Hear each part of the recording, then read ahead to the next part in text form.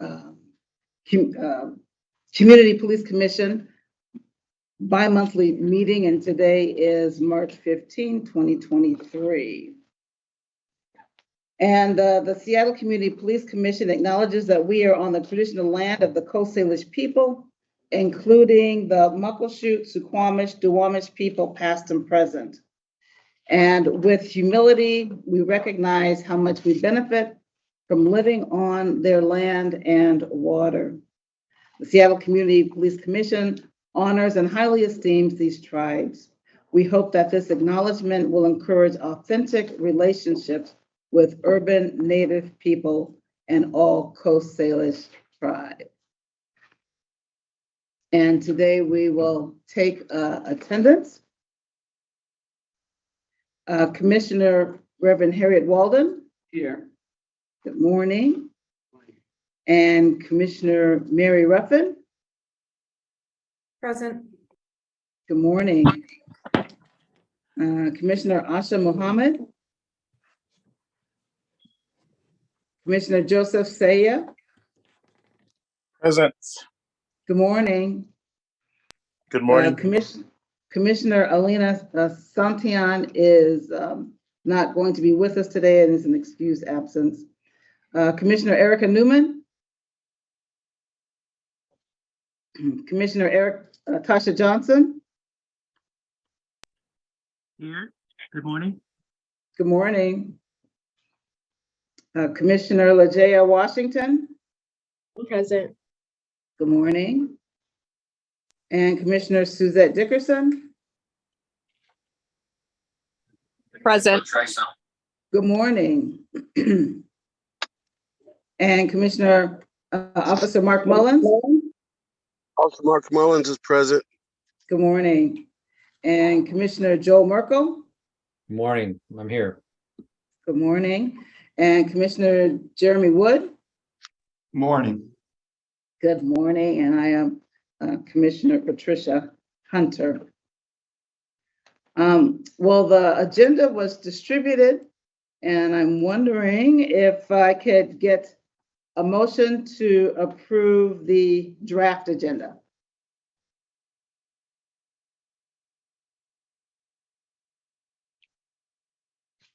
So moved. Is there a second? Commissioner Joseph, I'll second. Thank you. It's been moved and seconded that we adopt the agenda that was distributed. All those in favor, please signify by saying aye. Aye. Aye. Any opposed, say nay. Abstentions? The motion is carried. Thank you. And the minutes were distributed yesterday. And are there any corrections to the minutes? I have a question about the minute. I Okay. remember last week a conversation about specific trainings for officers, like non-biased training versus other sorts of training. Please correct me if that wasn't our last meeting that we talked about that. But I don't see that conversation reflected in the minutes. So I'm just wondering, is that something that wouldn't typically be in the minutes? I think we can put that in the minutes. It could go in the minutes. Okay. So we can amend the minutes and include that conversation.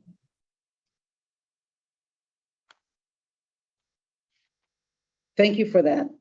With that correction, in addition to the minutes, is there a motion to receive the minutes as corrected?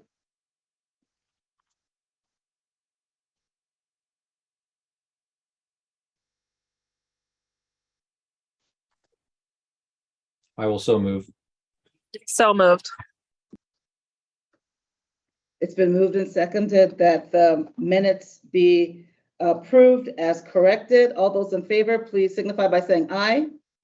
Aye. Aye. Aye. Any opposed, say nay. Okay, abstentions? Then the minutes are approved as corrected. Thank you. Moving right along into our agenda, co-chair updates. The only thing that I wanted to share is that we are continuing to look at the bylaws, and soon we will be presenting some updates to them. So we do thank you for your patience while we look through those. And I will defer to my co-chairs to see if there's anything else to be added at this time. Thank you. Nothing for me this morning. Thank you. All right. Thank you. Thank you so much. Now moving along to our executive director updates from Dr. Carly Ellis. Great. So things are going really well at the CPC. We are focusing, as I said at the last meeting, on reconnecting with our requirements under the ordinance and making sure that we're doing everything possible to do that. I'm excited to say that we are now getting closer and closer to being fully staffed, which is really going to be helpful for us as we're looking forward to that. I'd like to just quickly turn over a new staffer that just started today that is joining us and ask Jessica to introduce yourself.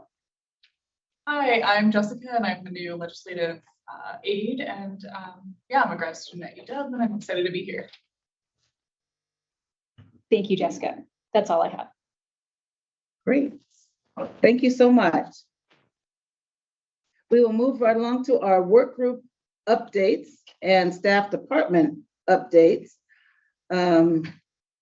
Is there a report from the police practices work group? Yes, we met yesterday. Three of the four of us met yesterday and basically got our meeting cadence figured out, kind of figured out our roles, and went over responsibilities. And we will be meeting again next week to hopefully have a more substantial announcement at the next CPC meeting.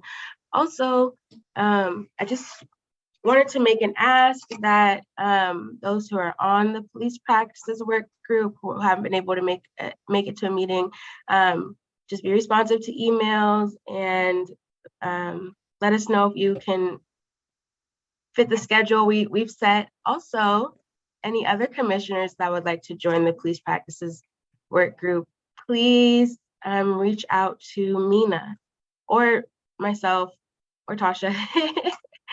But I just wanted to put the invitation out for other commissioners to join our group as well. Thank you, Commissioner Washington. Thank you for that update. Is there a report from the behavioral health?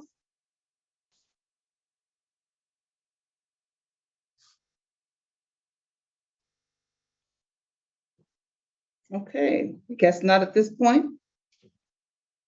How about complaints and appeals work group? Yes, Complaint and Appeals also met this past week with Mina. So it was myself and Commissioner Wood. We also discussed sort of the cadence of the meetings and how to organize ourselves and develop a work plan so we can have some measurable outcomes from this group.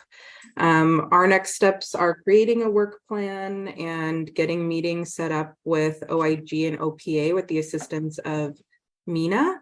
And we also have an ask that if anybody is interested in helping us with this work, that they reach out to Mina. It's really important, and we would like to get a civilian stake in this appeals process going. So, yeah. Thank you. Thank you, Commissioner Ruffin. Community engagement work group. Yes, community engagement. Thank you. I have been reaching out to Alina and Mark Mullins, who have agreed to step up and help with community engagement. We are taking a step back as far as having our regular standing monthly meetings for right now until we restructure and get more commissioners on board. I have been in talks with Erica, Lajaya, and Tasha with suggestions. And so what I ask of the commissioners as a whole, whether you're on the work group or not, is just to please be able to submit any meetings in your community, in your areas, any events, anything that you want CPC to represent and show up at. I have a new team, Joe Nathan and Rahitu. And so, yes, we are looking forward to hearing from you so that we can show up and represent in the community. Thank you so much. Gonna back up a little bit and go back to staff department updates with Mina. Morning, everyone. Mina Berry Martin, Senior Policy Advisor. Just a couple of updates.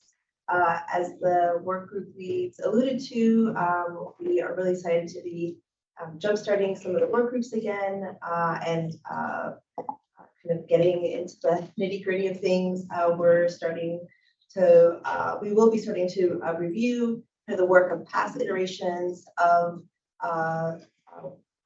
the work these work groups have done, kind of get some grounding and what's been done in the past, and then that will help us figure out how we want to move forward, what we want to prioritize, if there's new things we want to prioritize. So yeah, really looking forward to doing this work with these folks. And then the second update, the CPC co-chairs have interviewed and decided to move forward with nominations for 3 CPC positions. That's position 3 for public defense, position 6 for civil rights, and position 18 for SPNA. We're very excited about these and excited for these to go through, and we'll hopefully have more updates on these in the future. Thank you. Thank you so much, Mina. I didn't mean to overlook you, sorry. No worries. Let's see. Oh, also, I think I've heard each work group say, please let us know if you can join us if you have that availability and interest. And so maybe if at some point it can be shared with the full commission when each work group meets in the event there is some interest, that we would know when to join or when your particular work group meets. That'd be helpful. Thank you. Legislative update from our interim executive, Collie Ellis. Yes, so thank you so much for this. I sent out to the commissioners an email last week on Wednesday. Wednesday was the House of Origin cutoff at 5 p.m. approximately, if you were watching it closely, which means that all the bills that we were talking about that the commission had voted on, a lot of them are not going to be moving forward in this legislative session. Most of them are available to come up again in 2024, and it's something that, talking to some of the colleagues in other organizations that are working on these bills so hard, we would like to have CPC take a much more active role in drafting, rewriting, adding amendments to, and strengthening the community support for some of these very important police reform bills. So I'm just going to highlight from the email that I'd sent again on last Wednesday evening. There was bills that the commission had voted in support on, and they are not moving at this time. One of them is House Bill 1025. That was the bill on qualified immunity. It made it to the floor, but it was not voted on before the cutoff. The other bill that was of interest and that was highlighted by the co-chairs in the Seattle Times op-ed they wrote was House Bill 1513. This was Representative Street's bill about traffic safety. This bill also never left the Rules Committee, so did not have a chance to be voted on by the full House. One of the bills that did go forward that the commissioner had voted in support on was House Bill 1579. This is an independent prosecutor for police deadly force in the State Attorney General's office. This bill passed out of the House 52-44. And so that's going to be going to the Senate, and we will continue to be watching it there. We've had some discussions about vehicular pursuit. I don't believe the commission had ever made a vote one way or the other, but there were some interesting things that happened with that specific bill or that specific topic. There's actually a bill that's moving forward, not in the House, but in the Senate. That Senate bill that's moving forward is Senate Bill 5352. This was brought to the floor kind of at the last minute, even though it had never been heard in a policy committee. This is Senator Lovick's bill, and it is a vehicular pursuit reform bill to roll back some of the changes from the 2021 reforms. So that's something that we will be watching very closely as that moves forward. And the last thing I want to highlight from the overall look at what happened in the legislature so far is that a lot of bills related to law enforcement recruitment and retention, which is within the ordinance for the Community Police Commission to comment on, and we have to the Office of Intergovernmental Relations, have moved forward out of their houses of origin. There's 5 bills related to recruitment and retention that have left houses of origin, 3 in the House, 2 in the Senate. And these have to do with expanding the pool of eligible applicants, for example, to include legal permanent residents, to be eligible to apply for certain law enforcement positions, as well as to make positions more flexible. The testimony on that bill, Senate Bill 5424, primarily came from female police officers who were looking for more flexible work schedules when they were having children, for example, so that they would not have to go on leave for that purpose, but instead could reduce their hours. That is moving forward. 2 last things to highlight is there were 2 bills on missing and murdered Indigenous people and reopening a cold case unit and also implementing recommendations from a state level task force. Those moved forward, as well as a very important bill on domestic violence. This is House Bill 1715. This is a comprehensive bill looking at all aspects of protection for victims about domestic violence. And I encourage you to read that bill. There's a little bit related to the police part of it, but there's many other things related to the courts that may be of interest. And I see a hand from Commissioner Wood. Thank you, Kali. Can you remind me, have we taken a position on SB 5352? I think that bill in particular has concerned me, as has a lot of the rhetoric around it. Yes, thank you very much for pointing that out.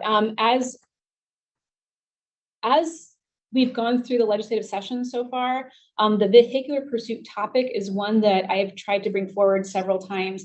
And because it's really unclear what that's going to look like, as you can tell, the way that this happened procedurally was very unusual and very unexpected. And so it is my recollection that the CPC has never actually taken a vote on a position on any of the vehicular pursuit reform bills other than the study bills, which are still out there. Okay. In my opinion, and this might not be proper for today, but I'd like in an upcoming meeting prior to a final vote of the other house on that bill to take up the subject of whether the CBC will support or oppose it. I would love to bring that forward at the next meeting, and I'm happy to do so and give you more briefing materials that might be helpful for making a decision. Great, Thank you for raising that.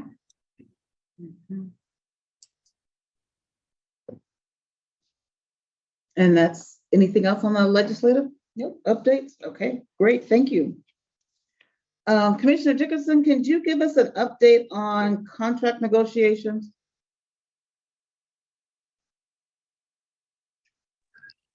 Sure. I met with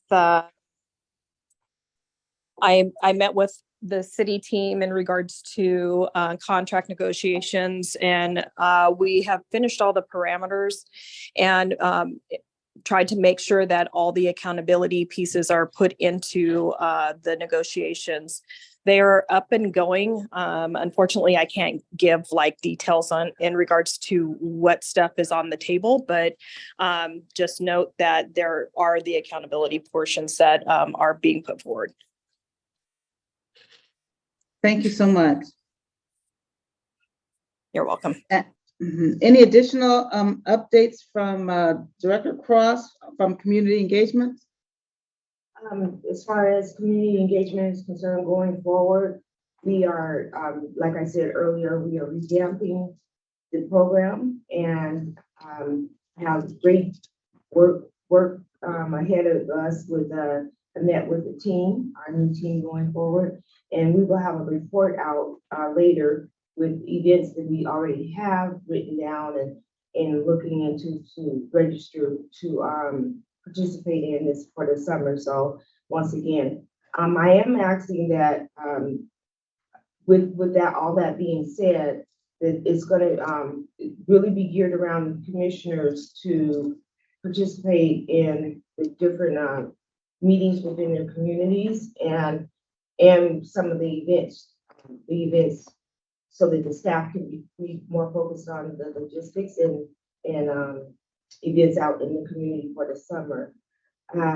We really are actually going to go back to the original plan. I'm looking forward to having work groups at some point. Maybe, I don't know how it's all pan out yet. I don't want to say, make any promises at this point, but I want all the work groups to be able to come together with the community engagement to report out their progress or needs or anything that's going on in the individual work groups.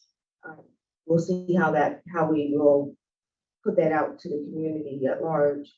And basically that's where we are for now until I can get that meeting with the other commissioners. Then by the next meeting, we should have a solid plan. So I'm basically going back to my original 100-day plan when I came in. Thank you so much. Thank you. For moving into the section of our agenda for the monitor report and discussion. And Dr. Antonio Oftelli is the court-appointed monitor. And while the consent decree is in place, the Department of Justice and the monitor provide oversight to SPD. And the monitor is appointed by the court and charged with providing SPD with technical assistance in meeting the requirements of the consent decree and reporting to the court and other stakeholders about the progress SPD is making. And the co-chairs thought it important that we get an update on progress of SPD in fulfilling requirements of the consent decree. And I think it's been a year since we've had a formal update. And so I thank you, Dr. Oftelli, for coming today, and please share as you would like. Great. Thank you, Reverend Hunter, for inviting me along with the rest of the CPC executive team and all the members. It's wonderful to be with you. Wish I could be there in person. Hopefully, one of the upcoming meetings will be there so we can share the day in person together and do some work. Yeah, thank you for the introduction. As I think most people know, the federal monitor for the Seattle Police. Been in the role here now for, I think this is coming up on 2 years. If that's it's on the time horizons just keep getting pretty longer as we go along. So been in this for a while, and I think we're at a really good place with the consent decree and with all the actions and the movement that's been taking place with it. And would like to just share some broad status with you on all that, as well as talk a little bit about what's coming next and how we prepare for the next phase of the consent decree, and importantly, how over time we transfer oversight back to community where it should be, to make sure that policing and public safety and all the services that are part of that move forward in ways that are driven by the community. So I will share. I have a brief PowerPoint here, just a handful of slides. I think we have 4 slides, just to give kind of a lay of the land, what's happening. But would love to have the majority of our time be dialogue, some questions and answers, thinking through ideas on where we should all be working together, etc. But the PowerPoint will give us just kind of a sense of where we're at and where we're going next. And let's see here.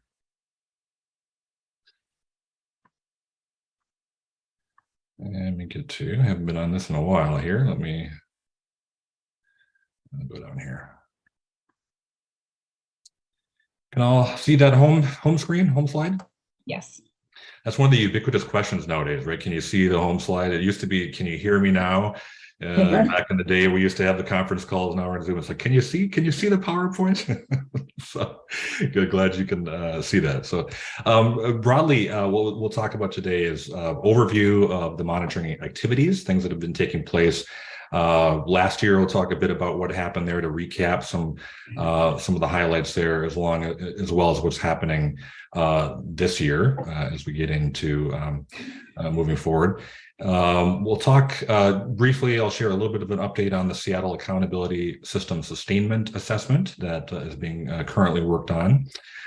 Third, we'll talk about the next phase of the consent decree, really the steps that will need to take place in order to transfer oversight back to community. And then I have some questions for you at the end that hopefully we can get some discussion on around just what comes next, what CPC could be working on with the monitoring team or without, with other parties as we move forward.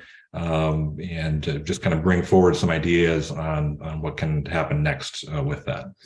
So in broad strokes, so the consent decree is still still around and open, as we know, and there's 4 major categories that are still under federal oversight for that.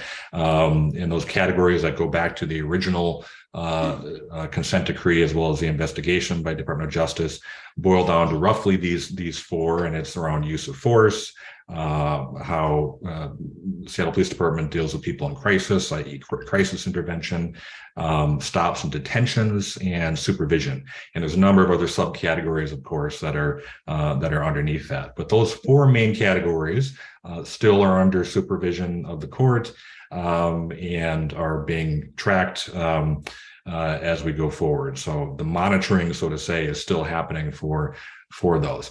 As a reminder of where we've been over the past couple of years, really, in that there was a period of time, 2018, 19 or so, where movement was happening under the federal oversight.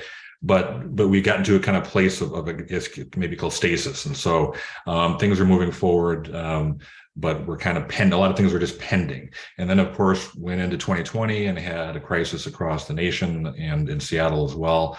I was brought in the fall of 2020 so it has been a while to take the place of the previous monitor and in some ways kind of restart the monitoring process. It had, as I mentioned, gone through a few years where the way I would call it, like the connective tissue between the parties, the organizations in the city, stakeholders, et cetera, wasn't quite functioning the way it should. So we spent a bit of time in end of 2020, early 2021, mending some of that and building some bridges, doing a set of processes to bring all the parties together. From that process and those activities, we went into a phase of collecting data, analyzing data, assessing essentially where SPD was at the time around those 4 major categories I mentioned: of use of force, crisis intervention, stops and detentions, and supervision. And so went into a period of time where we did what we called comprehensive assessment. So looking very rigorously and robustly at those 4 major categories of work. We published that work in May of 2022. I'm testing myself here with these dates as we go back in time. May of 2022, I believe it was. Someone correct me if I'm wrong. I think I have Ron Ward on the call with us as well from the monitoring team. And from those assessments, which were made public, we had sessions with CPC. And I should mention as well, we had a number of pre-sessions with CPC that many of you were part of, where we had preliminary data that we shared with community, with CPC, to gain some feedback, ideas on where we should maybe dig deeper, ways that we can clarify what the reports would show, and just overall get more community engagement around that entire process. I think that was really productive time. It was, it's hard work to do for everyone. I think we were in Seattle, the first collaboration across monitoring teams and the city and CPC and community to really do that form of assessment, where we put the data out ahead of time essentially and talk about it, and then move into doing some co-creation around how that should be presented to the public, and then producing that in the form of a report that went to the court on this. So we went through that entire process with all of you last year and produced those reports. And broadly, what we found with those is that SPD had sustained compliance relative to compliance in previous years under the previous monitor in the way the court looks at and DOJ looks at compliance with the consent decree. So had sustained compliance in those 4 major categories of under federal oversight there. Of course, with that in each category, as you may recall, there are certain areas of concern, things that could obviously be better, that will continuously be better, or areas that were perhaps not under federal oversight, but that we found that raised concerns for community, things like disparity across those 4 categories of 3 categories of work. Were a big concern to CPC at that time and are now. But that provided us a good opportunity to get a really good status on where things were in public safety and policing services in Seattle. So we have that as somewhat of the basics of where the city is, so to say, in policing under the consent decree that was built up through last year. So now we're currently, of course, in 2023 and working on what comes next from that.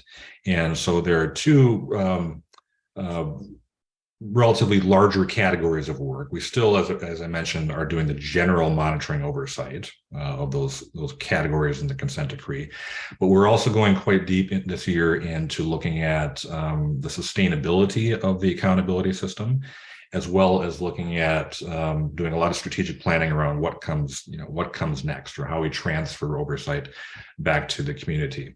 So on that second major area around the Seattle Accountability Sustainability Assessment, that work was really driven quite a bit by, again, what we accomplished last year, and then saying if SPD has sustained progress under those 4 categories in the consent decree, how do we make sure that going forward, perhaps when federal oversight is done, that Seattle has robust and rigorous oversight mechanisms to ensure that that progress doesn't recede, or that there isn't some going backwards, so to say, on progress. And so that's been a main concern of the court that I report to around, is the system sustainable? And so we embarked on an initiative that's led by me, as well as by Associate Monitor Vanessa Wheeler, and the rest of the monitoring team, of course, is involved as well. Also brought in an expert, a national expert, Dr. Richard Rosenthal, who's very deeply knowledgeable about accountability across the country, as well as in Seattle. He actually did his PhD thesis on the Seattle consent decree. So all 668 pages of that are quite interesting read if you want to take a few months. And so we developed a methodology in collaboration with the DOJ and the city around that sustainability assessment, to really look more from a capabilities lens, looking at how do we ensure that the accountability triad of CPC, OIG, and OPA going forward have the right capabilities in place, the requisite amount of staffing and funding, the roles that each organization has, how the organizations work together, et cetera. So it's not an assessment that's looking, punitively or something at saying, what all bad is happening. It's more looking and leaning into the future to say, are there things that could be improved? What new things can be done? Is there capacity that needs to be increased? How do we increase that? Et cetera. And so we've been working with all the partners on that. We're collecting data. We've completed a number of stakeholder interviews along that. And the report to the court and to the city and to community more broadly will be published probably around looking at mid to end of July of this year, to have that to all of you, so you can see where the city needs to go in the future on that. One of the key, I should mention as well, one of the key outputs we want to have from that, or the key actions, is to be able to write this report in a way that says, here are concrete action steps that the city should consider in order to make sure that the accountability system is sustainable and robust and rigorous going forward. The recommendations are not necessarily under federal oversight. So while the judge in this consent decree may say, hey, we really need these items fixed, 1, 2, or 3, or whatever it may be. The vast majority of this report will be for you, for our community, to say, if we really want the best possible oversight system, here's what we should do to make it even more robust and to bring more capabilities forward. So that report, as I mentioned, will be given all to you in around mid-July, end of July or so, and then we'll start implementing that from there. Third, and probably most important, that I want to make sure that we talked about today is this strategic planning around what comes next, so to say. All of you, of course, have been part of this for a long time. It's been a bit more than a decade that Seattle has been under consent decree. There has been tremendous progress under the consent decree to bring Seattle to where it is now. I won't spend a lot of time, of course, because you can read about it in the comprehensive assessments, but where Seattle was 12 years ago to where it is now is really been transformational, particularly in how the organization is able to collect and analyze data in consultation with its partners to understand what's actually happening in the communities. The way it's supervised, the way it's structured, it's all the measures and things like use of force and crisis and stops and detentions, et cetera, that are leaps and bounds better than what it was before. Now, that being said, I always maintain and say that the consent decree has been the foundation or the floor, so to say, of what constitutional lawful policing should look like. It's the bedrock, right? Everything to make it even better really has to be driven by the community. Federal oversight is really, a backstop. And so many people have spent a decade building out that foundation or that floor for better and more effective and accountable and efficient policing services in Seattle. And now, to even take it into the next phases, we need a lot more community engagement to do that. So we're determining through that process a number of things. One, very importantly, is based on the assessments that were done over previous years, the previous monitor, as well as the assessments that were done with my team last year, is what in the consent decree can kind of be closed out, so to say, and what work needs to continue. So looking paragraph by paragraph through the consent decree to say, this work we think is done. This work is done here. That work, maybe we need to do a bit more on. And then to get some consensus across the city, the Department of Justice, and ideally the court over time here and the monitoring team around what that work looks like going forward. What can we close out and what needs to be done in order to keep progress moving forward. So procedurally with that, there's a number of steps that will take place or could take place, I should say. So we're in the process now of determining those first two bullets there. And then procedurally what will happen is the city and or DOJ, I think in the scenario of Seattle will be the city and DOJ coming together, that will file some motions with the court in order to say, here's where we think we're done with the consent decree, and here are areas that may stay open that we need to continue to work on. But essentially, it's somewhat of a transition. It's a new phase of the consent decree in order to bring it to a closure at some point so that we can fully give oversight back to the community. And so the city and DOJ will petition the court for that. The court will likely, but potentially have some type of a hearing or status conference on that after the city and DOJ file. And then the court will take some time to consider that filing along with any testimony that's part of any court hearing, as well as any letters and other things that may go to the court from amicus briefs to letters that come from citizens. The judge in this case is pretty open to hearing from people on this and likes to hear from people. So once that process goes through, the judge will issue an order on this kind of a resolution that will say, okay, here's where we're at. We're done with these pieces. Maybe we're done with all of it. but likely we're done with these pieces, and here are some that we're going to continue to work on. Q&A, I can get a bit into speculation on what those areas that we'll continue to work on are, but of course it is up to the court, right, on that as to what happens next with that. So that all of that process is going on right now. A lot of thinking and strategizing around this, planning, and then relatively soon here, I don't know the exact date because the city and DOJ will determine that, but they will file again, as I said, with the court, and then we'll start that formal procedural process on that. So that's essentially where we're at now. There are I think a handful of questions that I would see as being important for CPC during this time to focus on.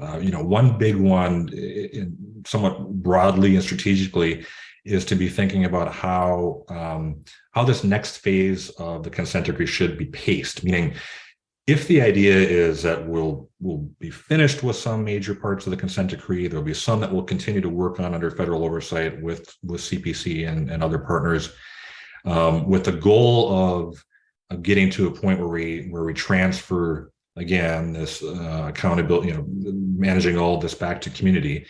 How should we pace that? To what degree how fast do you want to move with that? How slowly do you want to move with it? Who should be involved in that process going forward are, I think, the critical steps for CPC to be thinking about. I guess maybe a sub-bullet to that would be asking the question of in that second bullet there, of what capabilities are needed. So if there's a time period here where federal oversight is targeted more directly to a subset of activities, in order to get, again, to kind of move the consent decree to closure. During that time period, we should also be building capabilities that we see are necessary in order for community to fully take over. So things that will drive that CPC could be looking at are things like, what collaborations capabilities do we need at OPA? Do we need within CPC or OIG, for example? What do we need to have in place in order to fully take over going forward? The third major question here would be, what initiatives should CPC start thinking about now that could actually be maybe implemented or start working on now, or that could start once federal oversight ends, or maybe there's an overlap there, right? So things that are, for example, not under the four corners of the consent decree and federal oversight. A big one, for example, is disparities and how those are manifested in communities, disparities in use of force, disparities in the way people are stopped and detained, etc. Are there things that CPC could be working on now? And I know you already are, but are there new initiatives that could be put in place to really pick up from where the assessments that the monitoring team did last year that found those disparities? Are there things you can be working on to move that forward? Or perhaps it's things around multidisciplinary or alternative response. Right now, the city, of course, has been considering those new forms of response for quite a while, has some pilots, as you know, but perhaps the city could be moving more robustly in that space. Also looking at across what I would call the ecosystem of safety services, at what types of human services could collaborate with policing services in order to get to better outcomes over time in the city. And so is there a work group that could be set up to look at that, for example, to get to root causes of problems before they manifest as crime on the streets? So there are things like that that could be worked on. A third one is perhaps around something around modified Sentinel event reviews. Most of us agree that the Sentinel event review process for the crowd management during 2020 and the challenges and problems that came from that process has been really good at identifying in a non-punitive way opportunities to do things better in the future. That same process could be applied to other types of policing services or incidents that happen so we can just make sure that things get better over time. So things like that, I think CPC could be contemplating, considering, working on. As I said, you guys are already working on some of this, but maybe it's looking at it more robustly, given the idea that federal oversight would not be continued to look at those particular areas. So a number of key things there that could be worked on. So again, broadly, just to close this out, we're get into some dialogue and Q&A and whatnot. Is we've the past really 2 years have been pretty instrumental in getting us to where we are now, with a long phase of the last year of bringing parties together to better understand what's happening in Seattle, to reset, so to say, to have new forms, new assessments done, so we could get that baseline picture of where policing services are. Again, we found through that process that there was sustained compliance across those 4 major categories, with a number of sub things that are areas of concern. Those sub areas of concern, some of them will be kept under federal oversight, perhaps via once the judge sees any potential motions, and some will be handed back to community, with a long-term picture of that handoff back to community being in view here. We want to be working towards that to close this out in a successful way, this consent decree, and have the community well positioned to take over in the coming months and or years. So with that, I'll stop this screen sharing here and be open to just dialogue on any of those points or questions. And Reverend Hunter, you can guide us on that and timing as well. Thank you. Thank you. Thank you so much for your presentation. Are there any questions for Dr. Oftelli? Commissioner Walden? Yeah, I have a question and a comment. I just want the commissioners to know, because that was a mention that the city did file to come from under the consent decree just before the George Floyd incident, and the CPC filed at that time in 2020 that the city we didn't feel like they were to come from under that because there was a lot of gaps, and there's still some gaps. I just want the new commissioners to know that the city had moved to come from under the consent decree, but the events of 2020 facilitated the city withdrawing their motion. Our motion is still in the courts. We did not file our motion. Also, the city never answered the judge to fix the accountability system. So it seems like the accountability system, since the city didn't really come up with the methodology, that's going to fall on the partners, the accountability partners to fix the accountability system. So it seems like to me that the city never did answer the judge on that, and look like that's going to be a different way answered by us coming up with those answers. A couple of things I just wanted to mention since I've been here so long. I wanted to talk a little bit about the use of force policy, because it seems to me that the city should have been out of compliance somehow during 2020, because the use of force was really over the top, and also the crowd management policy that the city that we put forth in 2015 and 16 was not trained on. So my question is that if we make policy and we recommend policy to SPD, they don't train on the policy, then there's still a problem with the system, because clearly had they trained on their policies that were recommended in 2015 and 16, we would have saw a different event out there during 2020, during the summer of 2020. And I think that's a big gap that doesn't show in the presentation, is what happens when we make these good recommendations, and they're not taken or they're not trained on, and that's a problem. Also, I'm not going to take all the time, but let's see here. I still think that we need to be talking a little bit about the gaps that we saw in the report that you did before, because I think we did send you, CPC did send you a report on the gaps that we saw.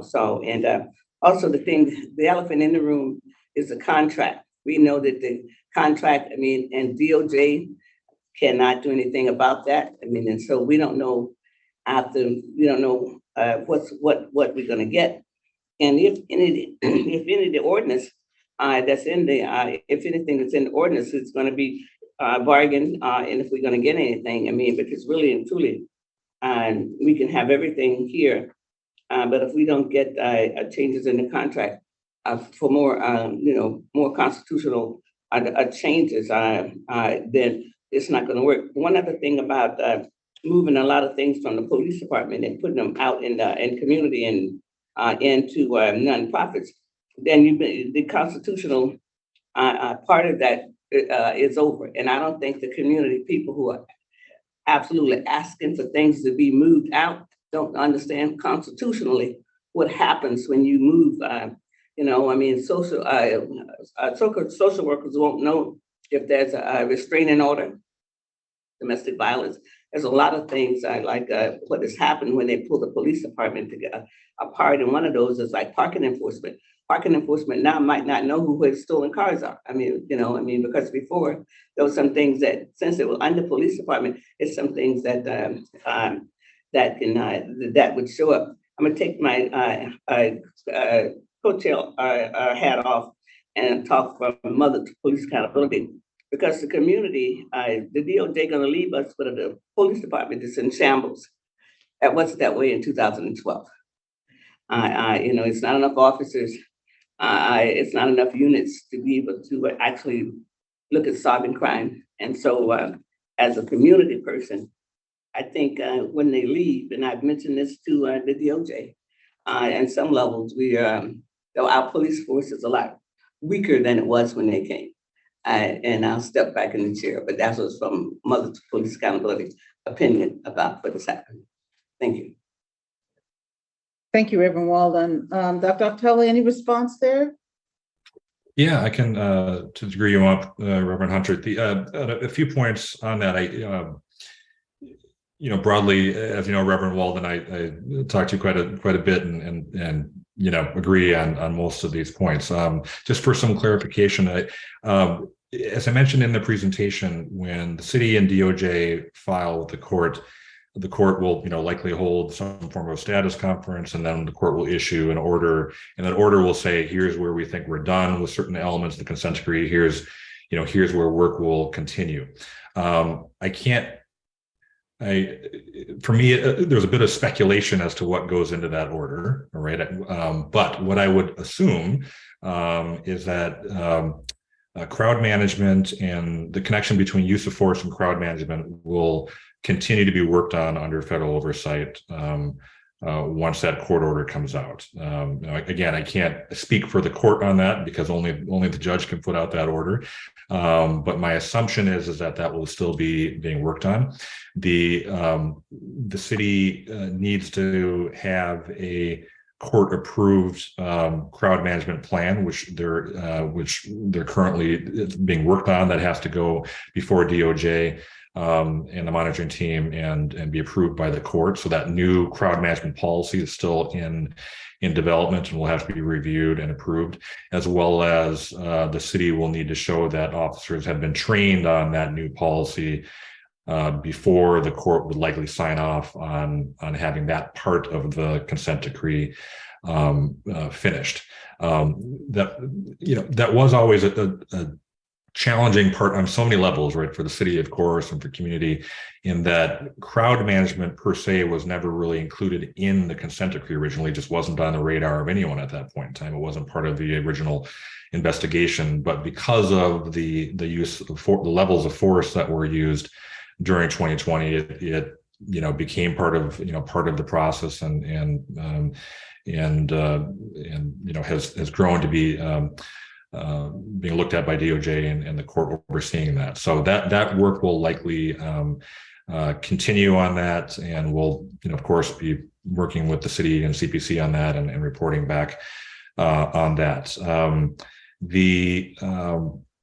Any gaps of data or things, findings that were part of the original assessments that CPC would still like to be looked at, that is something that we should discuss, right? I think there's an opportunity right now to make sure that all of the data presented to the court in any type of a motion or data that just is in assessments that the court should be considering from the assessments from last year, that if there are certain areas that need to be looked at more concretely or deeply, let's resurface those. I think that's the role of CPC, is to make sure that you have confidence in in those measures, in the way the data was collected and communicated, and then what we should do next with that. So if there's a gap in something, what happens next? For example, there was a gap in the collection of data on race in some of the categories in the assessments. To a large degree, that has been fixed. It was more of a technical problem in the data system, but still, that's something that, for example, could be looked at going forward to make sure that type of integrity of the data or fidelity to what we were trying to accomplish is there. So Reverend Walden, if there are still gaps that you think that we should be looking at, please let's work together to make sure we do that. On accountability, I would assume that the judge will be still looking at accountability under any order that comes out in for this next phase, in a number of different forms, looking at accountability, and so that I think will still be open. One of the hard parts, as I mentioned in previous CPC sessions, with collective bargaining, is that it's there's limited.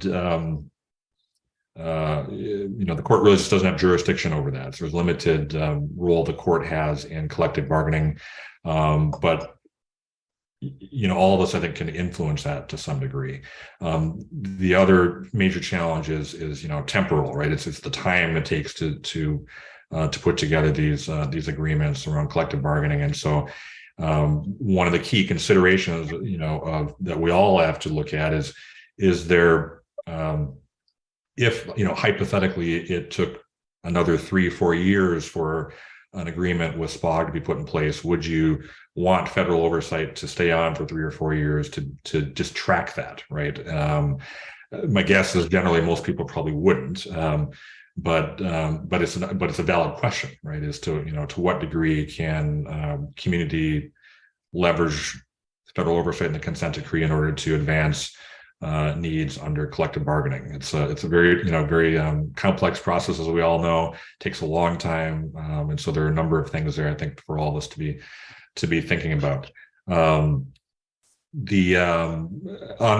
your comments regarding the constitutional elements to alternative response, I completely agree. Right, this is one of the things the city needs. Every city needs to be working on, is if you have another agency or partner agencies or community-based groups that are doing some form of response in the community, to what degree do those groups and people that are working there have to be connected in to flows of information via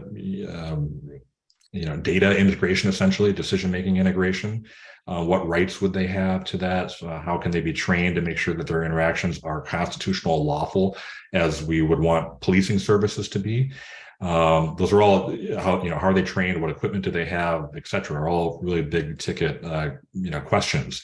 I think when you look at other cities that are perhaps moving in and leaning into this work in a experimental way, at least, they're working on those issues. Albuquerque, for example, has stood up a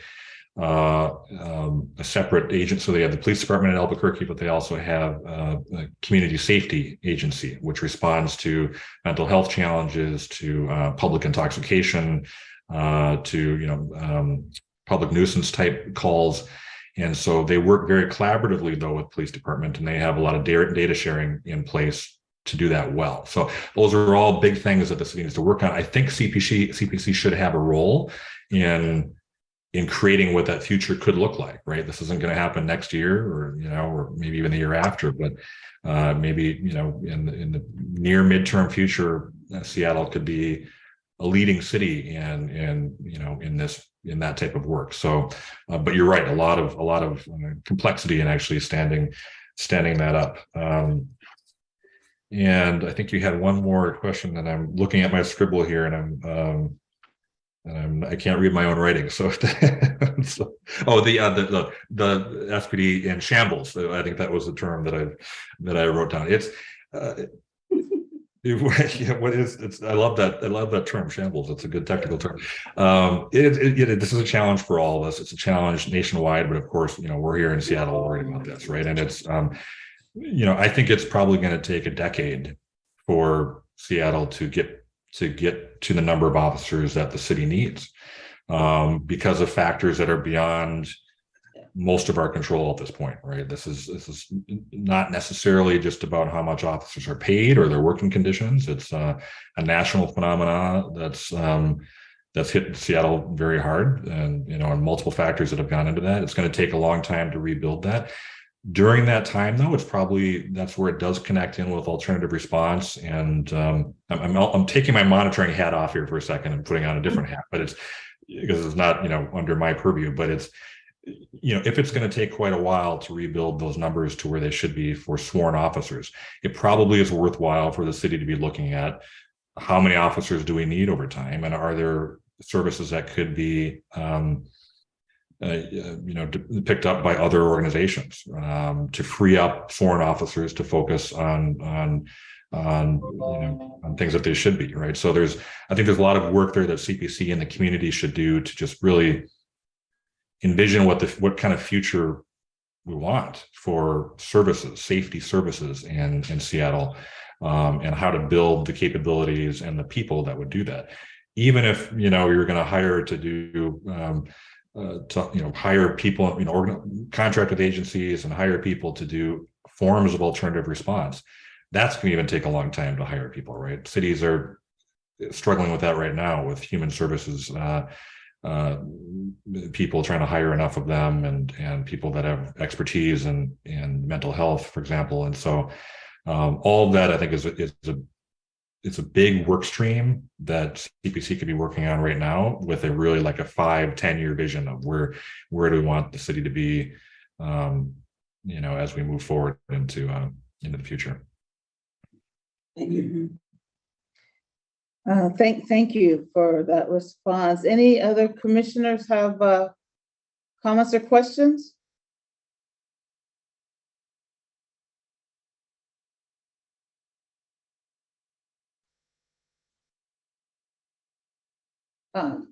Yes, Mr. Maxey. Oh, obviously I'm not a commissioner, but I just wanted to address some of the things that I heard here today, because I think this is an incredibly important conversation, and I think we are rapidly coming to some significant milestones in the consent decree. But really what I wanted to talk very, very briefly about was accountability. And, first of all, that's a hard term to define, and I think it means different things to many different people. But the court ruling that found us out of compliance with our accountability system really was focused on a single case with an egregious use of force in which the officer was terminated. And that was overturned by an arbitrator. And obviously that was a very poor state of affairs, where it appeared the city could not enforce its own accountability systems on use of force. And I understand fully why that was very alarming to the judge. But as we will hopefully present to the judge in coming months, we're in a whole different landscape now. First of all, that particular case was upheld by the Washington courts, and we were able to terminate that officer. Secondly, with all of the state laws and accountability systems that have been put on there, especially around decertification, around use of force cases, we have a backstop that we just didn't have before. And I think that's really important to recognize, that we're in a whole different world, because many systems have come online to address the very concern, I think, that was at the heart of that ruling. Also, in terms of our own accountability, I mean, the consent decree itself, from my perspective, was designed, first of all, it was the city of Seattle was in a consent decree, not the Seattle Police Department. It was a failure to hold itself accountable. It was to hold its police department accountable, and to create those systems to, again, serve as that backstop for accountability. And I think that's exactly what's come out of this consent decree. Certainly, if you look at all the paragraphs and all the trainings and all the policies and all of the assessments, the permanency of the CPC, the OIG, the renewed focus and support for OPA, I think we are a much stronger city in terms of overall accountability. And at some point, I think it's time that we need to own our own accountability system rather than rely upon federal intervention. And that's what I'm hoping we can get to. And I know the chief feels very strongly about that. I think we've got the systems in place, and I'm hoping that the report of Dr. Rosenthal can help clarify that we are in a position to carry our own water moving forward, because I think it'll be very important for our integrity, for our officers, for our hiring, our recruiting, for a whole host of reasons as we come together as a city. And on the alternative response options, I agree with Dr. Oftali that we're unlikely to get to full strength of our service within a decade. If we get lucky, maybe it's 5 years. And looking at alternative responders to help bolster the comprehensive public safety services that the city should be delivering, we are absolutely in support of that. We're working very hard to try to make that a possibility and collaborate with it.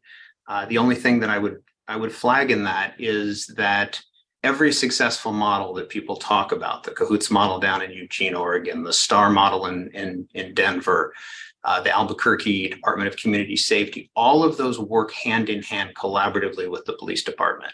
They're not distinct and divided from the police department. And as we build systems here, SPD will continue to collaborate, offer its hand out, to give support for alternative resources, but we definitely hope to be part of that process and work together to provide better public safety. Thank you for your time. Thank you. Thank you, Mr. Maxey. Any other questions? Commissioners first. I want to allow some space for commissioner questions. Yes, Commissioner Merkel. Thank you, Reverend Hunter, and thank you, Dr. Oftali and Brian Maxey. My question, just generally, as we're thinking about the services that you're providing, the monitor for monitoring for compliance with constitutional policing, and thinking about this isn't going to last forever, and there's a next phase. You've talked a lot about that today.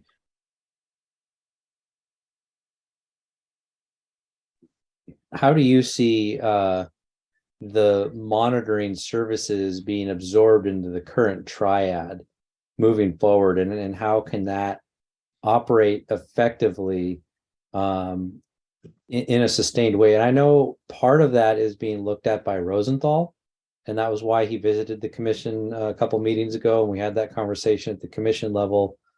And maybe a lot of my question will be answered by Dr. Rosenthal's report, but I'm interested in what your thoughts are on that. Yeah, it's a great question, Joel. Thank you for that. The first answer would be it's something I think that needs to be determined, right, through that assessment work of the accountability system, making sure that it can be sustainable. And as we work together over the coming months, there are a few things though that I think are two sub points to it, I guess. One is that over the period of the consent decree, as somewhat as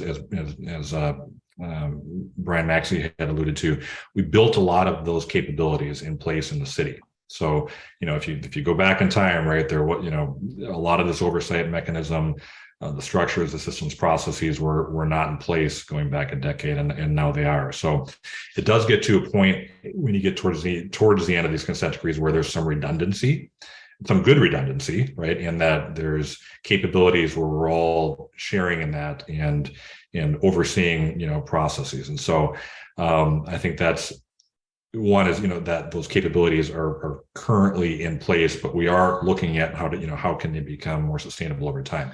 A second sub point, I think, is much of the work around assessments that the monitoring team has done historically would likely be with the accountability triad, mostly hubbed, I think, with the Office of Inspector General, with OIG, for them to actually be auditing the data of SPD, extracting data, analyzing it, producing reports that would go to the city at large around things like use of force and crisis intervention or other areas that may need to be looked at. So they currently at OIG have strong capabilities in this area. We've been working with them now, for a while on developing that, and we'll be adding to that this year, really, those capabilities around analytics and being able to produce reports that can give everyone a status on policing services in the city. And so I think they'll continue to grow those capabilities. There may be areas of assessment that the monitoring teams that historically haven't looked at that community wants to look at. And CPC, that should be your role, I think, of saying, historically we've looked at these measures. We want to continue that so we can see trend lines over time, but we also might want to look into some other categories of public safety. And so defining what those are, developing a methodology around those categories, and working with OIG to actually collect and analyze and report on that data will be, I think, a big function for CPC going forward. And so there are a number of things where we are thinking about and planning on how, where traditional monitoring activities would flow. There are other areas that will, if you look over kind of the phasing of monitoring, in the very beginning, there was much more work done around actually writing, for example, policy, use of force policies, or, how should, new methods for crisis intervention. And so those things that are done will always be with the city, but will, be, again, I think, things that the CPC should be looking at over time as well. The policy creation, right? The innovation. What types of things can the city be doing better around policing services, and then flowing that in a collaborative way to SPD to try and implement that. So, one, Joel, that you mentioned is, I think, one really effective work stream for all of us that we might want to start working on now is documenting some of those core types of activities, things that we know will have to happen continuously over time, and making sure that they're effectively put in place in one of the partners here in the accountability triad going forward. So I guess, Joel, I mean, broad strokes, I think we're thinking about it. We're planning for some of the big ticket items like assessments. OIG will do some of the big ticket stuff around innovation and policy. I think CPC should be doing in collaboration with OIG and SPD and OPA.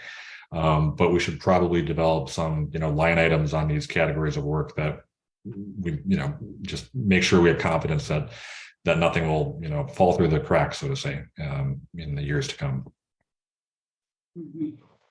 Thank you. I guess my question is, and it's still formulating in my mind, as you talk about the sustained compliance, except for in the area of disparity with, and I'm assuming that's disparity with use of force and crisis intervention and stops and detention and supervision. So are you thinking that in other areas, there is the sustained compliance, but there might need to be a carve out, so to speak, where the monitor continues to work. But then I also heard you say that you're hoping to give a report maybe mid-July, end of July, and those findings and recommendations, there won't be particularly an oversight to the city, and the accountability partners would just kind of be on their own. So I guess I'm just trying to figure out, is there just this little window maybe where this little carve out piece would be worked on?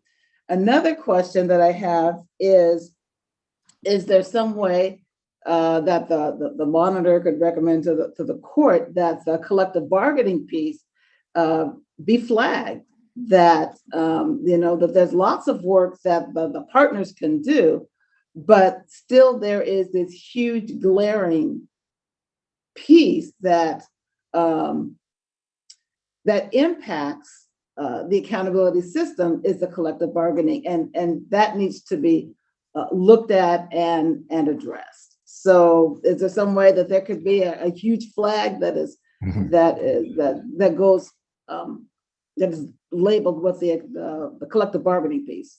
Yeah. So there's a lot there. Let me start with one of the latter questions around. So the Seattle Accountability System Sustainment Assessment, that report is, it's a little bit of a, it's somewhat of a hybrid, right? Where the court has said, monitoring team, I want to make sure that the accountability triad, the system is sustainable over time, and that it's rigorous and robust, and that we can just have confidence, the community and the court can have confidence that it's sustainable over time. And so, go and produce a report on that. And from that report, that type of report is not a requirement per se in the consent decree, right? There's nowhere in the consent decree that says a monitor should, assess the accountability system in a form of report like this. But it's a good, critical, and crucial step that I think everyone is aligned on doing, all the city partners as well. And so from that report, because it's not a core requirement of the consent decree, there's an element to it where it'll be a set of recommendations where we'll say, based on the monitoring team's research here, working with the city to do this assessment, here's where we think capabilities could be improved over time that we highly recommend the city should do.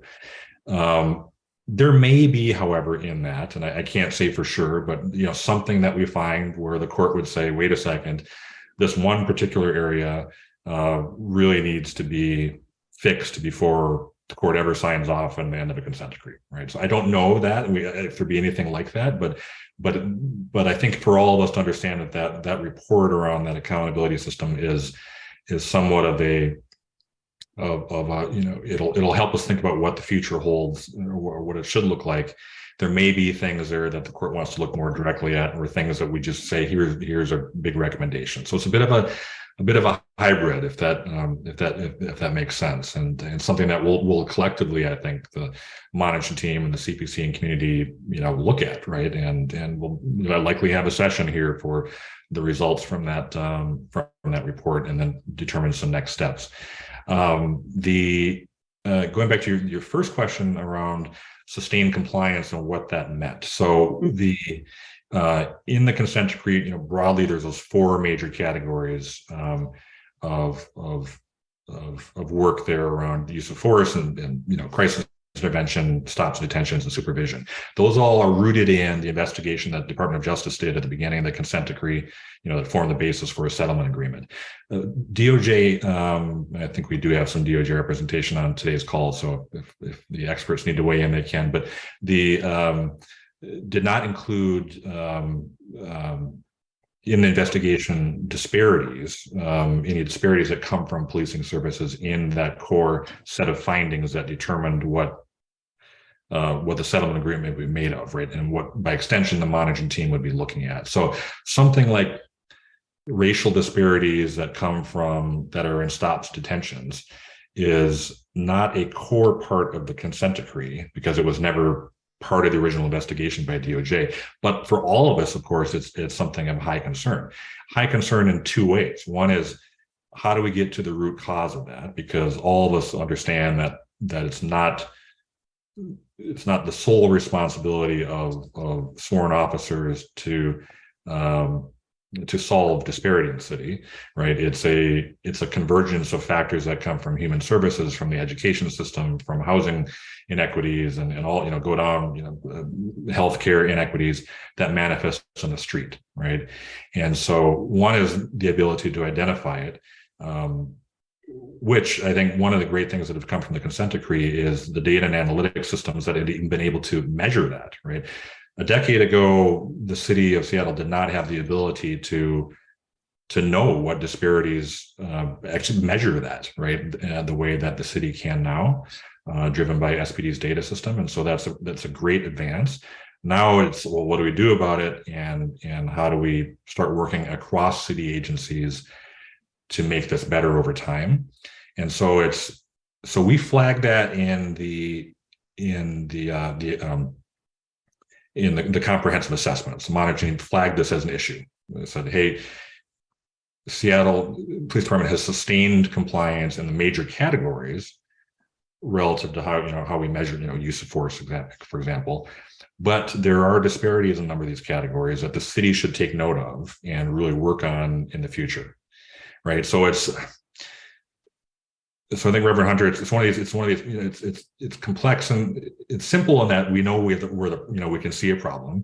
It's complex in that it's going to take a lot of different city partners in order to really roll up your sleeves and work on how to get to the root cause of disparity and solve that.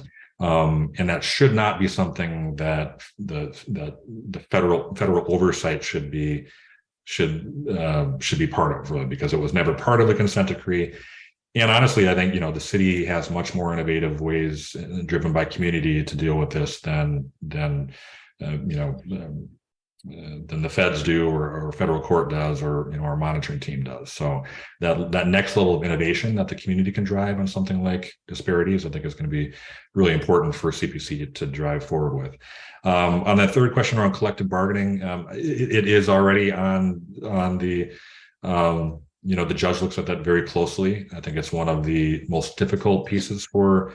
I can't speak for the court, but my sense is that it's one of the more difficult pieces for the judge in this case to to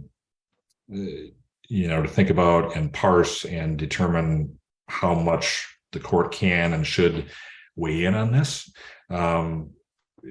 If there's ways that CPC can weigh in even heavier with the city as a whole, right, to move that forward, and of course expressing your concerns with it to the court, maybe via an amicus, filing or something, that would be great as well, so that everyone is really, I guess, trying to row in the same direction on that. Again, knowing that the court has limited jurisdiction in this and influence, but it's definitely on the radar. Thank you. Thank you. We probably have time for one more question. Is there one more question?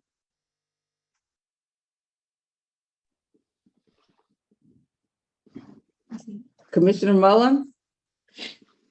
Yes, sir. Dr. Alfatelli, thank you for being here. My name is Officer Mark Mullins, and I've been with SPD for 33 years now. I can appreciate you and everybody else working to help us come into compliance. But I just want you to know from a personal standpoint, and some of my colleagues that work with me, that we have worked very hard to try to come in compliance with this dissent decree. And it was very discouraging to go through the first dissent decree, set records, and get through it in record time to almost have the DOJ be able to go away and allow us to handle our police business on our own. But George Floyd happened. So I understand the reconnect, the re-engaging, and the continuing of the dissent decree. But my question is, we had one section of non-compliance in a way. I know Reverend Walden said there were gaps, but our protest management was probably the thing that stuck out. And I guess there was one other case that Mr. Maxey pointed out that was a problem. So when my professors used to have me write papers, I went to an HBC so I could go to my professor and say, hey, is this going to be okay? And she'd go, no, I want you to take this section out. I got a problem with that. need to rework that. Okay. Why couldn't we do that if Barack Obama said to look at Seattle as the model of policing, and we got done in almost 4 years, I think it was, with our first dissent decree? Why couldn't we just take those sections out, rework those, work on those, and put it back together? Why are we going from all the way from A to Z again with a dissent decree? Can you and let me ask you one more question before we go. Do you know any Seattle police officers? Have you talked to any Seattle police officers? Thank you. Yeah, Appreciate yeah. it. So yes, I have. I've done a few ride-alongs and have talked to a number of officers. And so I hear you. Officer Mullins too. One of the key things is, I think you guys don't get enough thanks for a decade of doing a lot of innovation and hard work on this. And it really is because of all of this community particularly, but the officers on the street that have been through new training, new policy, new ways of working to really get this to the place it is now. So I think we always need to remember that was hard work for you guys, right? And that persistent innovation is tough to do, right? I'm sure many people argue with me about that, but I do respect all of the especially when you're older. Try to get old dog like you to do new tricks and stuff, right? But I know we only got a minute left. The key answer to your question is we are not going A to Z again, right? So I think we're at a really good point with the consent decree where we're just looking at what is the final stage of it before we hand everything back to community, right? And so through the process we're going through now, we'll look again to say, here's where we're done with areas of the consent decree, and here's the remaining items left that still need to be some fixes before the court can say, okay, we're completely done. So we're identifying what those are now. I can't exactly say what they are, but I can guarantee it's a small subset of what historically has been in the larger consent decree, and then we'll focus in on those things, those core things, and it's and I think you'll find that those items are the ones you're talking about, right? It's going to be some stuff around crowd management, some just tightening of the bolts of other areas. In a way that we can sustainably again hand this back over to community. So we're because of all your work and all the community's work at the end stages of this consent decree, and I think all of you guys should be, the entire city should be really proud of all the work that's been done here. I know there's always challenges in policing. There's always going to be tough incidents out there. There's always going to be someone who makes a mistake, but we'll have accountability for those mistakes. But we all politics is local, of course, and so we're thinking about Seattle here. But if you look nationwide, all of you guys on CPC and the community and all the parties and the officers and in the department and whatnot can really say that this, Seattle is a beacon here for a lot of core capabilities that the future of policing exemplify, right? So that's something that we're all proud of. And I think, there are other cities in this nation that need to learn from Seattle, and that's part of this process too. So DOJ can spend their time in Memphis and in Louisville and in Minneapolis, where they're 20 years behind where Seattle is, if not more, right? So a little bit of a soapbox there, but it's but remembering for all of us that all of the work you guys have done has gotten us to the point it is now of being in a really good spot. Thank you. Thank you so much, Dr. Ofteli, for coming and presenting to us. It was very helpful. We still have questions and assignments to do, and we thank you for sharing today. Thank you, staff. Thank you, commissioners, for being present. Thank you for the conversation. And this ends today's Seattle Community Police Commission meeting. Thank you. Have a great day, everyone. Thank you. Thank you. Recording stopped.